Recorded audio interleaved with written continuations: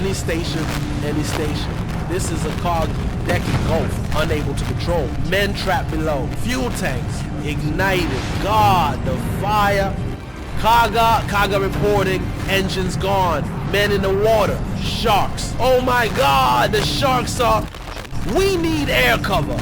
We need rescue. No coordinates, no bearings. Signals wrong. Wrong number. We can't... The 4th of June, 1942. Dawn. Midway Atoll. A scream across the radio. Garbled, chaotic. Voices overlapping in panic. Enemy sighted. Bearing 320. Aircraft carriers confirmed. Repeat. Aircraft carriers, multiple decks. Incoming dive bombers overhead. We need cover. For God's sake, where are the fighters? Signals cut. Return. Fragments. Shattered by static.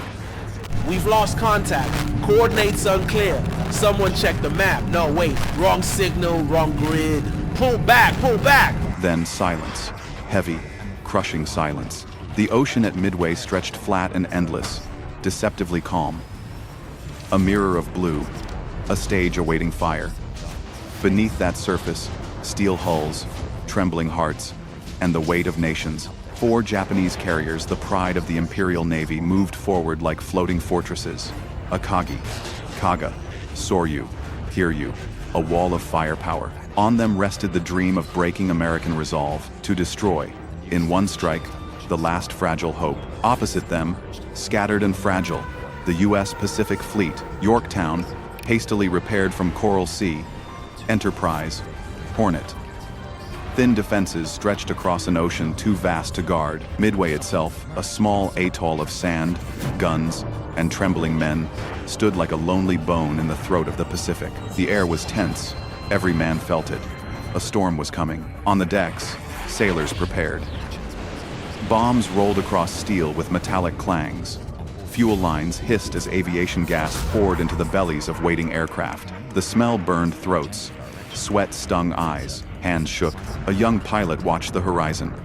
He swallowed, but the lump in his throat stayed. Will I see another sunrise? He thought. The boy beside him grinned too wide. A mask hiding terror. A lieutenant stood apart, maps clenched in his fists. His hands trembled.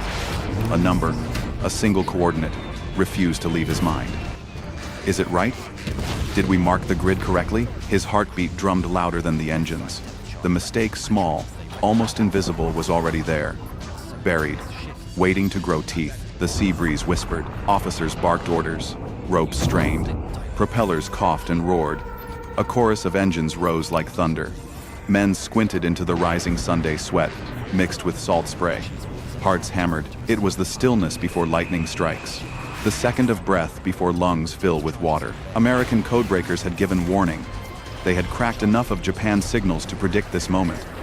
Midway was the lure, the trap. But the trap was fragile. A wrong number. A mistimed launch. A single hesitation, and it would all collapse. The lieutenant's thoughts gnawed. We misread once. We can misread again.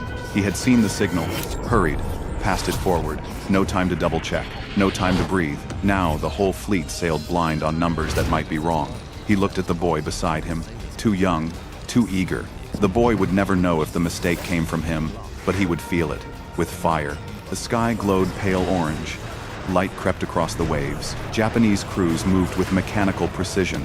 Bombs armed, torpedoes aligned, pilots strapped in. Their confidence was iron.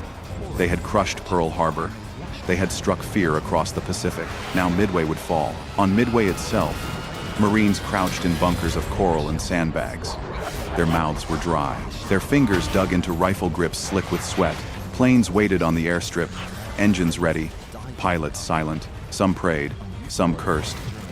Some stared at photographs folded into pockets. Over everything hung the weight of silence, waiting for the first scream, then faint. A dot on the horizon. Growing. Multiplying. Aircraft. The silence shattered. Contact! Enemy incoming! Bearing 320. Repeat, bearing 320. We're under attack. Planes in the air. Scramble, scramble. Engines roared. Bombs rattled. Men ran. Orders collided with shouts. The horizon burned with wings. The boy pilot's stomach clenched. His hands shook as he climbed into the cockpit. Sweat slid into his eyes. He couldn't wipe it away. His heart thudded against his ribs. Don't let me die. Don't let me die. The lieutenant clutched his map, whispering. One wrong number. If I was wrong, they'll never forgive me. They'll never even know it was me. The Pacific held its breath. The battle for Midway had begun. The morning widened. Light spilled across the ocean, pale gold on steel. Engines droned, steady, relentless. Waves cut clean beneath hulls. The fleets moved, like hunters circling in vast, empty silence, invisible to one another. Yet every man knew the collision was coming. On the Japanese decks, confidence carried like a drumbeat. Pilots laughed too loudly. Mechanics barked with certainty. The four carriers were gods of the sea. They had never been defeated. Akagi, Kaga, Soryu, Hiryu. Names whispered like thunderclouds. They believed Midway would fall in hours. A tiny atoll, already trembling. Then the U.S. Pacific Fleet would be dragged into the open, ambushed, crushed. This was destiny, and yet small questions lingered. Reports unclear, scattered signals, some planes delayed, some scouts late. Shadows of doubt slipped among the ranks, too quiet to voice aloud. On the American side, no confidence, only nerves. Enterprise and Hornet steamed east of Midway, hidden in mist. Yorktown limped behind, her hull still bleeding wounds from Coral Sea. Every sailor knew, if they were found first, they would burn. Below deck, men sat on crates, helmets in their hands. They whispered, what if they've already passed us? What if the coordinates were wrong? Don't say it, another hissed. A lieutenant stared at his folded map, sweat dripping onto the ink. The number, the single coordinate he had passed up the chain, beat in his skull. Wrong grid? Wrong bearing? God, what if I doomed them already? He wanted to confess, to whisper his fear, but his throat locked. He heard boots above, officers shouting orders. To admit doubt now would be betrayal. He bit down hard on his tongue. Blood filled his mouth. He said nothing. The mistake stayed hidden. Waiting, in the skies, patrol planes searched the horizon. They skimmed low over waves, engines rattling, eyes straining for shapes. Hours passed. Ocean. Ocean. More ocean. Every shadow looked like a fleet. Every cloud looked like smoke. A pilot whispered to himself, they're out there. I can feel it. Then finally, at 7:28 a.m., a scout from Midway spotted them. Japanese carriers, bearing northeast. Confirmation. A crackle over the wire. But the report was late, delayed, misread in transmission. Bearings shifted by minutes. Minutes became miles. The mistake widened, quietly, invisibly. On the carrier decks, commanders frowned at the report. Was it accurate? Was it a ghost? The lieutenant listened, fists clenched. His lungs felt hollow. If it's wrong again, it's my fault. It'll all be my fault. American planes scrambled anyway. Bombers roared into the air, heavy with torpedoes. Engines screamed. Wings shuddered. Pilots gritted their teeth. They climbed into the sky, into blinding sun, into fate. In formation, they flew. Dozens of planes, shadows against the blue. Hearts pounded in cockpits, hands cramped on controls, sweat-soaked uniforms. The boy pilot whispered, barely breathing. This is it. This is where I die. No chatter, no jokes. Only the sound of engines and the tremor in their bones. Across the ocean, the Japanese readied their strike. Fighters armed. Dive bombers lined in rows. Torpedoes gleamed under morning light. Admirals barked, Midway must burn. Every gun, every strip of coral, erased. Confidence reigned. Yet scouts were still late. Reports still missing. A dangerous gap spread in their knowledge. Still, they moved forward. Too certain. Too proud. At 8 a.m., the first American wave neared the Japanese. Hearts pounded, eyes strained. Nothing. No carriers, only water. The coordinates misaligned. The lieutenant's stomach turned to stone. God, no. Did I shift it? Did I? The planes were flying blind. Into nothing. Fuel draining. Bombs useless. The boy beside him clenched his jaw. Where are they? He muttered. Where the hell are they? They circled. Still nothing. Radios crackled confusion. Commands blurred. The mistake thickened, like smoke choking the lungs. Below, Japanese Zeros patrolled. Sleek. Deadly. They spotted the incoming American planes. Engines screamed as they dove. Machine guns spat fire. Tracers cut through the sky. Bombers, heavy and slow, tried to turn. Too late. Planes burst into flame. Wings snapped. Men screamed into the wind. Some never made a sound. The boy pilot's throat closed. We don't even know where the carriers are. We're dying blind. The lieutenant's chest ached. He gripped the map tighter, crumpling it in his fist. This is the mistake. This is it. This is how it begins. The first engagement was chaos. American bombers fell one by one. Torpedoes splashed uselessly into the sea. Carriers still hidden. Smoke rose. Men burned. Engines whined. The survivors turned back, empty, broken. Radios silent. The ocean swallowed their failure. Yet the fleets still moved closer, still searching. The collision was inevitable, but already the error had drawn blood. The lieutenant stared at his map, knuckles white. He whispered, "They'll never forgive me. They'll never even know it was me. But this is how we all die." The battle had not yet reached its climax, but the shadow of disaster had already settled. The first strike was blind, a desperate lunge into the void, and it failed. But the ocean was vast, and the fleet still moved, unknowingly, toward collision. 9:20 a.m. Midway's runways trembled as another wave of American planes clawed into the sky. Engines roared, wings rattled under the strain. Bombs sagged heavy beneath fuselages. Pilots gritted teeth, eyes red from sleepless nights. Every heartbeat was a drum. Every breath tasted of oil and salt. The boy pilot sat strapped in, knuckles white on the stick. His mouth was dry. His tongue stuck to the roof of his mouth. The first wave didn't come back. Almost none. Is this my turn to burn? Beside him, the lieutenant stood in the command center, headset pressed to his ear. His map lay spread, its creases soaked with sweat. The coordinates he had given were wrong, he knew it now, but he said nothing. The words stayed trapped like a stone in his throat. If I confess, I bury myself. If I stay silent, I bury them all. The silence weighed heavier than any torpedo. 9:45 a.m. Japanese dive bombers screamed down on Midway Atoll. Sirens howled. Bombs dropped. Explosions tore coral apart. Sand blasted into clouds. Hangars collapsed in fire. Anti-aircraft guns barked furiously, spitting tracers into the sky. Men clung to sandbags as shockwaves punched through their chests. Some prayed, some cursed, some vomited where they knelt. A Marine pressed his cheek to the ground. His teeth rattled in his skull. He thought, I am nothing but dust. The ocean will eat me. No one will remember my name. The Japanese pilots felt triumphant. Bombs fell in perfect arcs. Runways cracked open. Fuel tanks exploded, sending black plumes skyward. But Midway did not die. Smoke cleared, and still guns fired back. Still planes clawed into the air. 10 a.m. American squadrons from Midway found the Japanese fleet. At last, they dove, torpedoes glinting in the sunlight.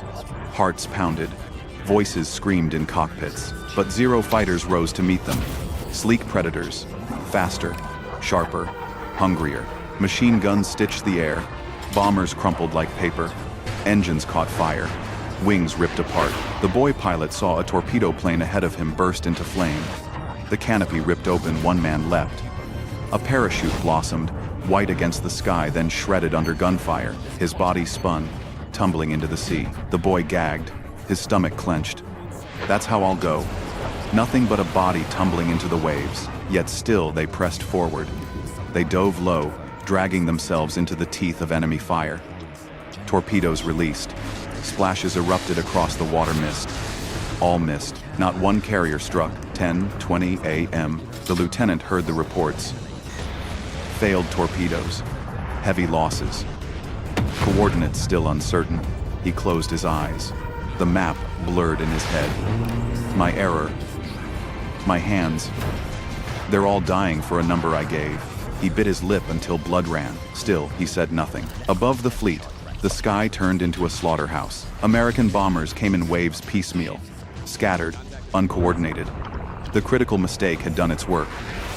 Squadrons launched too early, too far, on wrong bearings. They arrived alone, not together, and alone, they were massacred. Zeros tore through them. Guns rattled. Bombers fell in fireballs, screaming men trapped inside. Some exploded before they hit the sea. Some cartwheeled into the waves, breaking apart like toys. The boy pilot swerved, adrenaline flooding his veins. Tracers slashed past his canopy. His stomach lurched with every turn. His lungs burned. His vision blurred with sweat. God, don't hit me, don't hit me. Beside him, a friend's plane caught fire. Smoke poured from the engine. The canopy flew open. A face twisted in terror. Then, impact. A column of spray. Nothing left. The boy gasped. His chest ached as if his ribs would split. He was alive.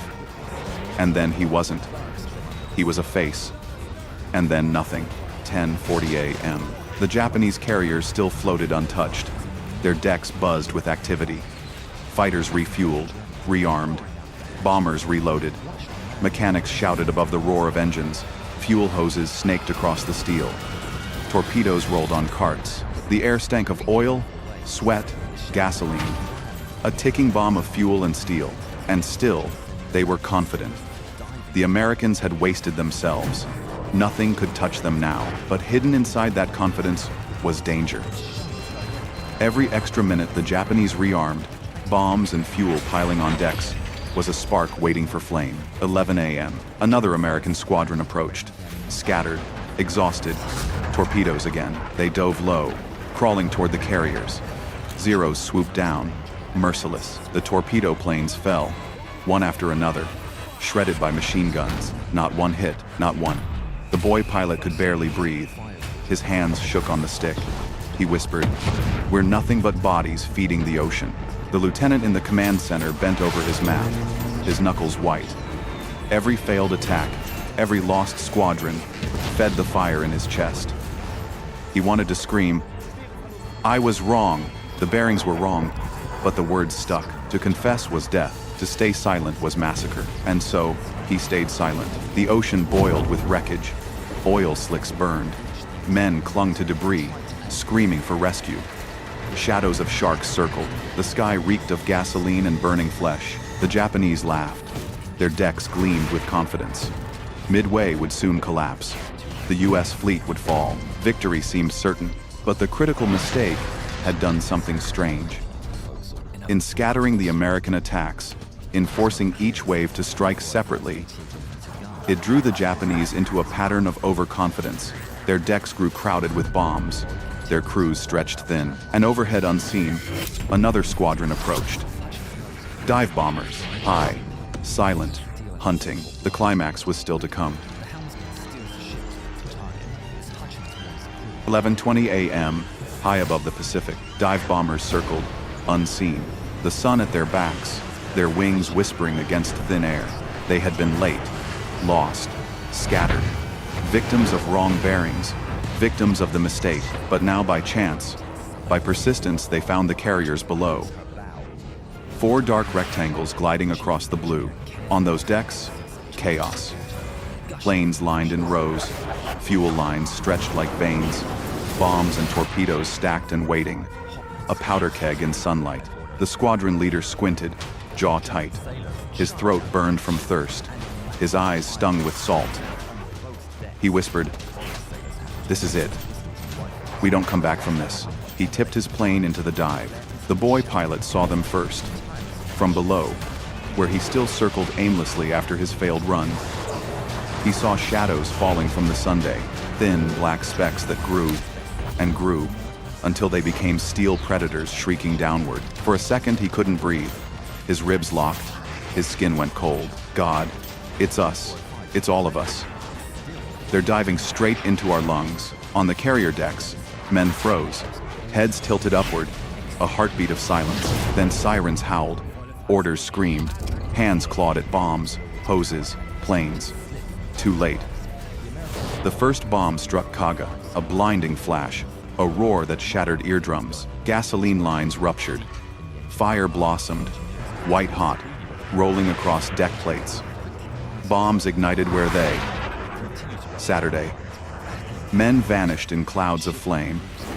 Skin melted from bone. The lieutenant heard it over the radio, a shriek swallowed by static. His heart plummeted, his stomach twisted. This is it. This is the price of the mistake. We gave them time to stack their decks with fuel and bombs. Another bomb. Akagi, straight through the flight deck. It tore into hangars below. Torpedoes detonated. The ship heaved, screaming steel, bending as fire devoured her belly. Men leapt into the sea, uniforms aflame. Oil clung to their skin, burning even underwater. Their screams bubbled into silence. The boy pilot clawed at his controls, panic flooding his veins. He wanted to climb, to escape, but fire and debris rained from the sky. Shrapnel tore his wing. His plane shuddered, screaming in protest. I can't breathe. I can't. Another explosion ripped Soryu. Her deck vanished in flame. Planes erupted like fireworks, spiraling into the sea. Pilots never even launched burned alive in their cockpits. The sky filled with black smoke. The sea mirrored fire. The lieutenant gripped his headset, knuckles white. Voices screamed in his ear. Oh, direct hit, carrier of flame. Oh God, they're burning. Men jumping, fuel exploding. Can't hold it, can't hold it. He ripped the headset away, chest heaving. His map lay before him. The cursed numbers still scrawled. This was the mistake. We scattered our squadrons. We lost men for nothing. But the delay, oh God, the delay gave them time to stack their decks with fuel. We didn't plan this. We didn't earn this. We stumbled into it. His lungs tightened. Shame tasted like bile. Victory was rising out of the fire, but it was built on error, on silence, on his silence. 11:35 a.m. Here you still lived, untouched. Her decks clear of chaos when the bomb struck her sisters. She became vengeance incarnate. Admirals barked, fighters launched, dive bombers armed. Her crews moved with fury, eyes blazing, teeth clenched. They roared skyward, searching for American carriers. They found Yorktown, 12:20 p.m. The boy pilot, dazed, trembling, saw the counterstrike rise. Dozens of Japanese planes, dark shadows against smoke. He felt his stomach cave in. It's not over. They're not done. They're coming for us. On Yorktown, alarms wailed, guns roared. Men scrambled across decks slick with sweat and fear. Torpedoes sliced into the water. Dive bombers shrieked downward. Explosions ripped the hull. Decks buckled. Steel shrieked. Fires spread, choking men with black smoke. The lieutenant staggered in the command center as reports poured in. Yorktown's hit. Dead in the water. Crew abandoning ship. Men screaming for rescue in the sea. He pressed his palms to the table, his throat locked. If the mistake hadn't delayed us, hadn't scattered us, maybe Yorktown would still stand. Maybe we would have struck together. Maybe fewer would die. But there were no maybes on the Pacific, only flames. 2 p.m. Another American squadron late again, lost in haze. Victims of bad bearings finally found Hiryu. Dive bombers dove. Explosions hammered her decks. Fire ripped through her hull. Now all 4 Japanese carriers burned. Akagi, Kaga, Soryu, Hiryu. Flaming corpses on the Pacific. The boy pilot watched, stunned. His body shook uncontrollably. Tears streaked his smoke-stained cheeks. 4 giants. Gone. All gone. And still I'm alive. Why am I alive? But the ocean was no place for triumph. The water was littered with bodies. Oil fires stretched for miles. Planes smoldered, sinking slowly. Men drifted, eyes open, mouths slack, skin blistered by flames. Sharks moved among them, silent, waiting. The lieutenant stared at the carnage on his map table. His throat closed, his chest heaved. He whispered to himself, a mantra of guilt. It was the mistake. 1 wrong number, 1 silence, and thousands burned for it. Evening, the Pacific glowed with burning ships. The sun sank red into the smoke. The battle was decided. Japan's carriers were gone. America had seized the tide. But on the decks, survivors wept. They vomited. They clutched at wounds. They whispered names that would never answer back. The boy pilot crouched by the railing, shaking. His hands would not stop trembling. His eyes were wide, unblinking. He whispered over and over, "I should have died. I should have died with them." The lieutenant leaned against a bulkhead, numb. His head pounded with every heartbeat. He closed his eyes, saw the map, the number, the bearings. His silence. We call it victory, but it was born of error, born of fire, born of my hands. And around them, the ocean swallowed the dead. Night, the 4th of June, 1942. The Pacific burned, fires drifted on the waves, orange against black water, carriers still smoldered, glowing skeletons collapsing into the sea. The air stank of oil, flesh, and smoke. Silence. A silence heavy enough to crush lungs, then faint. A voice. A desperate cry clawing through static. Hey, any station.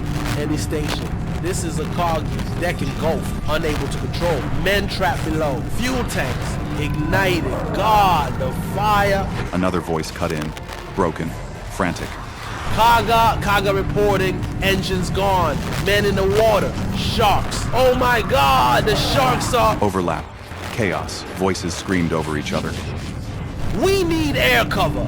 We need rescue. No coordinates, no bearings. Signals wrong. Wrong number. We can't... The transmission cracked, shrieked, faded into static. Only silence remained. The boy pilot sat slumped on the deck of his carrier. His flight suit stank of sweat and smoke. His hands still shook, refusing to be still. His eyes stared at nothing. He whispered, broken, "I should have burned with them. Why am I here? Why me?" Around him, other survivors wept quietly. Some stared blankly into the waves. Some rocked back and forth, whispering names. No one celebrated. On the Japanese side, the ocean was a grave. Thousands gone, carriers sinking into the abyss. Survivors clung to wreckage, their faces lit by drifting fires. They cried for help. None came. Some slipped silently into the waves. Others thrashed as sharks tore them apart, their screams swallowed by the sea. The water itself seemed alive, red, churning, merciless. The lieutenant stood alone in the command room. His map lay crumpled, torn, soaked with sweat. The cursed number still visible. He stared at it, hollow-eyed. This was the mistake. This was the route. We scattered. We bled men into the sea, and by accident, by delay, we struck when their decks burned with bombs and fuel. It wasn't brilliance. It wasn't strategy. It was failure, twisted into luck. He pressed his forehead to the table. His body shook. His throat ached with unscreamed confession. If I had spoken, if I had corrected it, maybe the trap would have been perfect. Maybe Yorktown would still float. Maybe hundreds more would be alive. He swallowed, choking on the thought. His silence had buried them all. Dawn. June sank. The fires still glowed. Smoke drifted like ghosts across the sea. Rescue ships moved among the wreckage, pulling broken men from the waves. Some lived. Most did not. Every survivor carried the same hollow stare. The boy pilot watched as bodies floated past, faces pale, arms spread wide like crucifixions. His stomach twisted. He turned away and vomited onto the deck. He wiped his mouth, trembling. He whispered, "Victory tastes like ash." June 6, here you slipped beneath the waves. The last carrier gone, the Imperial Navy shattered. But on American decks, celebration never came. Men counted the faces missing from mess hall benches, counted the empty bunks. They whispered the numbers. Thousands gone. Thousands who would never return home. The lieutenant stood among them, silent, his face pale. He mouthed the words with them, but in his chest he felt something heavier. All of them, born of one mistake. Final days. Reports tallied. Over 3,500 Japanese sailors dead. 4 carriers sunk, 1 cruiser gone, dozens of planes lost. American losses. 307 dead. Yorktown sunk. A destroyer gone. Squadrons annihilated. Historians would call it a turning point. A triumph. The moment America seized the tide. But for the men who lived it, there was no triumph. Only the memory of screams. The smell of burning flesh. The weight of guilt. The boy pilot would carry the trembling in his hands for life. The memory of a friend's parachute shredded by bullets. The endless question, why him and not me? The lieutenant would carry his silence, his hidden error, the number he never corrected. He would see it in dreams, hear it in screams, whisper it when no one listened. One wrong number, one mistake, and thousands buried in the sea. The ocean held its secrets, but those who survived knew. Victory was fragile, born not from perfection, but from human error, from silence, from luck, and behind every flag raised, thousands lay beneath the waves, unseen, unmourned. The Pacific glittered under the Sunday calm again, deceptively calm. But the men who watched it knew better. They had looked into the mouth of hell and lived only by chance. To any who can still hear, this is Midway, battle concluded, enemy carriers gone. Repeat, enemy carriers gone, survivors scattered, casualties heavy, we held.